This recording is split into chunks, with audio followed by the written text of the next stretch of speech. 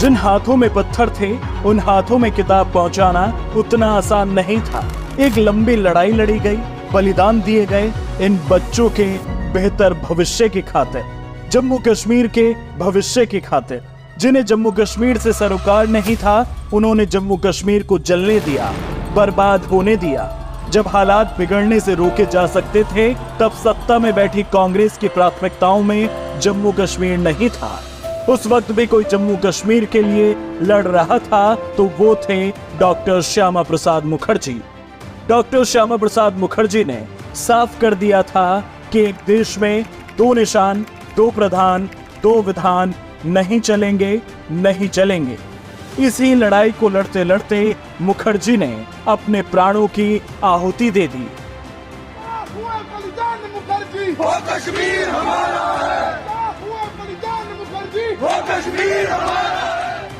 Doctor Shyama Prasad Mukherjee ने जम्मू कश्मीर के हित के लिए जिस बीज को बोया, अपने खून से सींचा, उस बीज से निकले पौधे को एक विशाल वृक्ष बनाने में बीजेपी के हर कार्यकर्ता का खून पसीना शामिल है। साल 1991 में आतंकियों की धमकी की परवाह किए बगैर जान हथेली पर रखकर वर्तमान में भारत के प्रधानमंत्री श्री नरेंद्र मोदी जी ने लाल चौक पर तिरंगा फहराया था। ये वो दौर था जब आतंकी खुलेआम कत्लेआम मचाने से भी गुरेज नहीं करते थे। आतंकवादी काम कर 26 जनवरी को परसों, अब चंद घंटे बाकी हैं, लाल चौक में फैसला हो जाएगा किसने अपनी मां का दूध पिया। कांग्रेस ने अपने निजी स्वार्थ के चक्कर में कश्मीर को तबाह होने दिया। अपनी तुष्टीकरण की राजनीति के चक्कर में कांग्रेस ने जम्मू कश्मीर के हित के लिए कभी कोई कठोर फैसला नहीं लिया। 370 हटाने के बारे में तो कांग्रेस ने कभी ख्वाब में भी नहीं सोचा था, क्योंकि कुछ लोग थे जो कहते थे कोई 370 हटाकर तो दिखाए।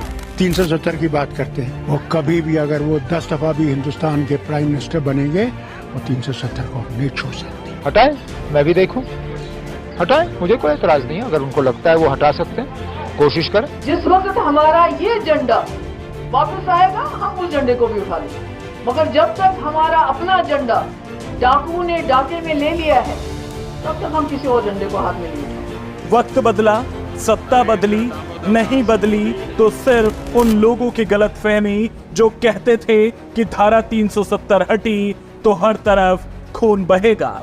गलती उनकी भी नहीं, क्योंकि 70 सालों से वही तो हो रहा था। वो धमकी देते थे और कांग्रेस भीगी बिल्ली बन जाती थी।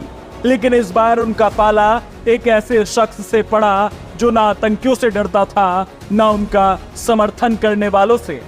5 अगस्त 2019 को प्रधानमंत्री नरेंद्र मोदी के नेतृत्व वाली सरकार ने वो कर दिखाया जो असंभव लगता था। अनुच्छेद 370 के सभी खंड लागू नहीं होंगे। धारा 370 हटने के बाद जम्मू कश्मीर पूरे तरीके से बदल गया। जो बच्चे भीड़ में पत्थर लिए नजर आते थे, अब वो स्कूलों में नजर आते हैं। आतंकी घटनाओं में कमी आई, पर्यटकों की संख्या में भारी बढ़ोतरी हुई, रोजगार बढ़ा है, करोड़ों के विकास कार्यों से तस्वीर संवर रही है। दूसरे राज्य के लोगों ने जम्मू कश्मीर में जमीनें खरीदी हैं। केंद्र सरकार की सारी योजनाओं का लाभ अब वहां के लोगों को मिल रहा है। और धारा 370 हटने के बाद जम्मू कश्मीर कितना बदला है, उसका इन तस्वीरों से अच्छा उदाहरण हो ही नहीं सकता। जो राहुल गांधी कभी अपनी सरकार के वक्त जम्मू कश्मीर की सड़कों पर बिना अतिरिक्त सुरक्षा के नहीं घूम सकते थे, आज वो खुले में घूम रहे हैं, अपनी बहन के साथ बर्फ में खेल रहे हैं। जम्मू कश्मीर और लद्दाख में एक नए युग की शुरुआत हुई। अब देश के सभी नागरिकों के हक भी समान है और दायित्व भी समान। अगर केंद्र में मोदी सरकार न होती, एक कड़े फैसले लेने वाला नेतृत्व ना होता, धारा 370 ना हटती, तो क्या जम्मू कश्मीर भारत सरकार की योजनाओं का लाभ ले पाता? क्या पत्थरबाजी और आतंकी घटनाएं खत्म हो पाती? क्या राहुल और प्रियंका ऐसे खुले में बर्फ में खेल पाते? इन सब सवालों का जवाब है नहीं। इसलिए जो पूछते हैं क्या बदला, उनके लिए जवाब है देश बदला, जम्मू कश्मीर बदला।